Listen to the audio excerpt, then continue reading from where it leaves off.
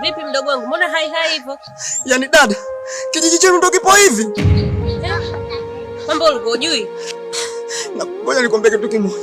Mimi bwana, nimetoroka kule nyumbani, nimeenda kukutana na rafiki yangu ambaye anaitwa Shalomwaga. Maana toka nipo zangu mjini huko, nilikuwa naipenda sana kukutana naye. Lakini kilichonikuta dada yangu mimi. Mdogo wangu, hiki ndio kijiji chetu. Kila kunapokucha matukio ni mapya. Alafu pia, mimi sijui unahofia kitu gani? Kitu ambacho kilichonisibu dada yangu baada ya kukutana na rafiki yangu kipenzi ambaye anaitwa Shalomwaga.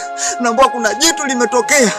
Hilo jitu linaitwa Kibuyu. Hilo jitu limemkataza Shalomwaga kuvuta sigara. Yaani hilo jitu limeondoka ghafla kama Predator sio Predator. Yaani kama Arnold Schwarzenegger dada. Mimi sielewi. Huyo Kibuyu mdogo wangu, yaani ndo anatamba kijiji chote hiki unapoona hivi. Sisi tunawekea masharti hapa. Hamna kula vyakula vizuri, hamna kula sijui bwabwa pilau nini, hakuna kula hivyo vitu. Ni miogo peke yake kama ujui mdogo wangu. Sasa dada, mimi bora tu niondoke. We. Usisubutu kuondoka, yule akimbiliki nakwambia. Sasa pacha kufanya nikupeleke kwa mtaalamu. Mtaalamu tena dada?